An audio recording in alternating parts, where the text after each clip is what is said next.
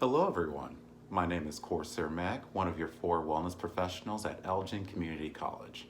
I'm here today to wrap up the 8 dimensions of wellness by talking about intellectual wellness and occupational wellness. GoodTherapy.org states, intellectual wellness is when you recognize your unique talents to be creative and you seek out ways to use your knowledge and skills. When you foster your intellectual wellness, you participate in activities that cultivate mental growth. Reading, doing challenging puzzles such as crosswords or Sudoku, debating issues with others who have opposing viewpoints, learning a new language or a musical instrument, trying a new hobby, or teaching and tutoring others are all ways to maintain or improve your intellectual wellness. When you challenge yourself to learn a new skill, you are building your intellectual health. People who pay attention to their intellectual wellness often find that they have better concentration, improved memory, and better critical thinking skills. Intellectual wellness, a really great way to increase your knowledge and your skill set. It definitely helps with concentration and focus because you already know what to do. There's no questions, there's no worries. You're very confident in yourself. You can make sure you get it done.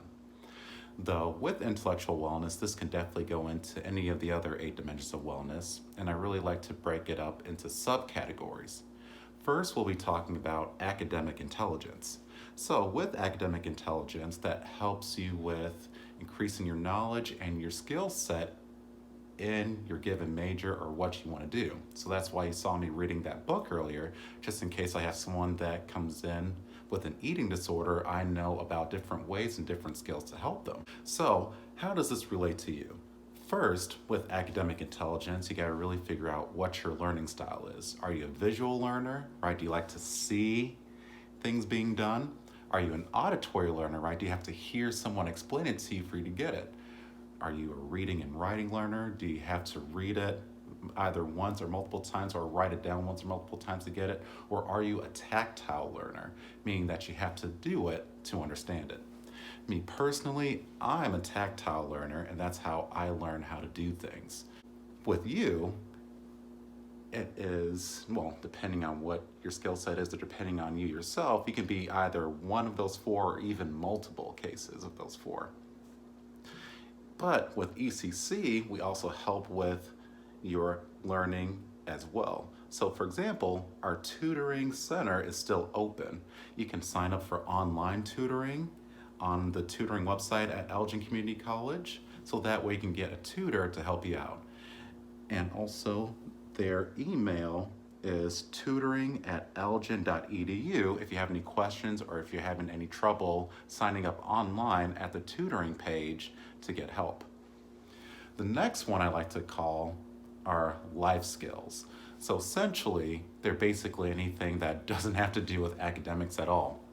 So like for example, I've been looking up a lot of YouTube videos and I've been learning a lot of do-it-yourself at home projects. So for example, the stand that I am using right now is made up of a candle, right?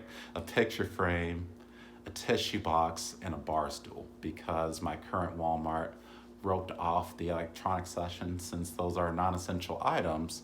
So then I had to learn and create my own do-it-yourself camera stand so that way I'm able to record this for you guys. I've been learning a lot about my car as well, so that way if I have to do something for it that I'm able to do it on my own, as well as a lot of at-home projects to make my apartment look a lot better. And also, another thing is I'm increasing my intelligence with technology, right? My technological intelligence, especially for those that do not have a job. A lot of people don't realize that you can let technology do it for you. So for example, right, you can go on some sites to find employment agencies, like for example, the Cross Personnel, Ron Staffing Services, and Compass Staffing Solutions in Elgin. They definitely help people find jobs. Or if you want to do it yourself, you can always go on some career sites. So for example, you have Indeed.com, Career Builder, ZipRecruiter, You also have LinkedIn, and you also have Glassdoor. You can definitely go on there and find places that are hiring to help you out. And even on Facebook, you can find jobs by going to your pages, what's happening in blank. So right now I'm on the what's happening to Calvin Sycamore page, what's happening in Sandwich, what's happening in Aurora. And I even recently joined the what's happening in Elgin, and also what's happening in South Elgin page, just to see what's going on, to see if there's anybody posting jobs or help wanted, so that way I can redirect students there to help them find jobs. And even our services at Elgin, we have the career development services, right? They definitely help out with resumes, and they even help out with finding jobs. So they have a really great online portal called Hire Spartans, where you can sign up online on the career development page, the career development service page, to help find a job. You can also email them at careerservices@elgin.edu to help out as well. And lastly, before we get into the occupational wellness, definitely talk a little bit about increasing your intelligence about COVID-19. You could definitely use technology to go on the World Health Organization website or the Center for Disease Control website at www.who.int or www.cdc.gov to look on there to learn the latest about the disease, as well as what you can do to keep yourself safe. But now let's transition over to occupational wellness.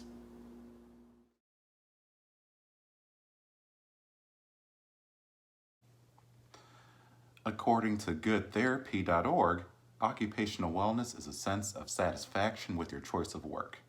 Occupational wellness involves balancing work and leisure time, building relationships with coworkers, and managing workplace stress. An occupational wellness goal might include finding work that is meaningful and financially rewarding. Finding work that fits with your values, interests, and skills can help maintain occupational wellness. Consider your office culture and determine how supported you feel. If you discover you feel a lack of support, seek out support from others close to you and be sure to engage in recreational activities that can help balance out work stress. Now that we have a better idea of occupational wellness, let's first get into work satisfaction. Because a lot of people really are not in the place of employment that they want to be, right? So for example, you sometimes have people working at McDonald's when they're going to school to be an accountant, or you have people working in retail when they want to do physical therapy or things like that, and they're wondering, how can I get that sense of fulfillment? Or even where people are working in the place they want to, but they're still not getting that sense of fulfillment. They're wondering, how can I get that sense of satisfaction that I'm actually making a difference? First, I would say really look at your value system, right? What are your core 5 values? And do those values align with the values of the company that you're working for, right? To really see, is what my company putting out there is what I really want to represent, right? And then also really take a look at transferable skills. Am I learning skills here that I can transfer to my future place of employment, or am I learning skills here that I can carry with me to make my job easier, right? So that way you feel like you're getting that sense of satisfaction, you're not wasting your time, and that you're actually moving in a direction that you want to move towards in regards to your occupational goals. Secondly, we got to talk about that financial piece, right? Especially now with COVID-19 being out, a lot of people are worried financially. Well, first we got to really take a look to see what your financial end goal is, right? And are you working towards that end goal, especially during these times of crisis? And really take a look to see, how can I get there? Well, you can always talk to your supervisor, you can always talk to your director, or even you can talk to HR, and just being honest and transparent and saying, ultimately, here's my end goal of what I want to make. So let's say, for example, that's $100,000 a year. And right now I'm making $30,000 a year. If I stay with this company, right, is there room to grow, right? Am I able to be promoted? if I continue getting these salaries, eventually will I get to $100,000 a year with the salary increases or with any bonuses that I get, right? And really take a look to see yes or no, and if yes or no, right? Am I willing to stay with this company to get there, or am I willing to stay with them for X amount of time until I get as high as I can go, then transfer my skills to a different company that can take me the rest of the way. And also we got to talk about, does my company have my back? Or even do I have my company's back, right? Especially with COVID-19, a lot of people are worried about being laid off, or if things continue to worsen, right? Will they not have a job anymore, just that way their company can save money? And again, that dies with a couple of things. So first, that communication piece.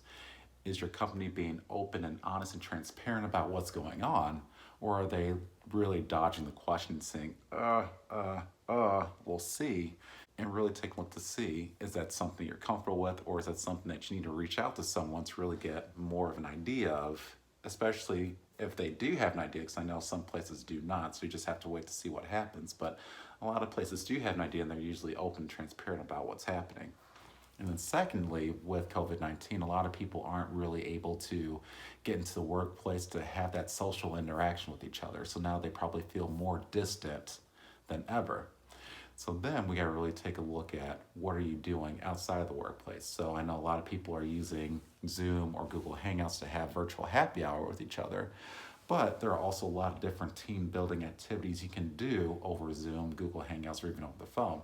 So for example, really great one that I found when I was doing my research was called Museum Hack. They have 51 different things you can do to help build that camaraderie, to help team build and things like that. So like for example, they have a MTV Cribs type thing where they decorate their house and they show it off like in the different things, so 70s, 80s, 90s, or what have you. They have a contest to see who could post the wackiest or cutest pet photo or anything like that. So that way, and then they win a prize or something like that, right? Different things that help build that social connectedness that doesn't have to deal with alcohol, as well as different ways to help keep people in touch, keep people engaged with each other that doesn't have to do with work. And then another piece that we talk about, probably one of the final pieces, is that work-life balance. Now with COVID-19, you're working from home. Is it more of, now that I'm working from home, I'm spending more time doing work? Since I'm at home, I'm comfortable, I just might as well keep going. Or now I'm working from home and I'm feeling less motivated to do work, so now I'm just sitting at home watching TV and not really doing anything. Well, again, that comes down to your schedule. You gotta keep that work-life balance schedule, saying, hey, I work from 9 to 5, and at 5, boom, everything goes off, and I go relax. I go learn a new skill. I go talk with friends. I go hang out with coworkers via Zoom or Google Hangout. I go outside for a walk, respecting the social distancing rule. And ultimately, it helps you recharge your batteries, right? It helps you stay focused, it helps you stay motivated, and it also helps you from staying burnt out. And hopefully these things will help you out and help you build your occupational wellness. And I want to add on, for those that do have to go out and work, our essential staff or essential personnel, especially for those that have to work excess hours, right? Do what you can to take breaks here and there. Of course, make sure that you have definitive times during the day where you take breaks. And if you are working overtime, right, do your best not to get burnt out, and do your best to R&R when you are not at work, right? With something that you find relaxing and enjoying, and know that your efforts are 100% appreciated. Well, that's it. If you've made it to this point in the video, that means that you've made it through all 8 dimensions of wellness, so congratulations. And if you've started with my video, then I would highly recommend that you go back and watch the other wellness professionals' videos, because Vinny, Mary, and Perm, they all worked really hard on their videos and they did a really amazing job. Also, remember, if you do want to schedule an appointment with us, please either email us directly on our work emails, or you can give us a call at 847-214-7390. We do check our emails and the phone periodically throughout the day. Please comment down below on what skills you're learning and how you're connecting with your coworkers.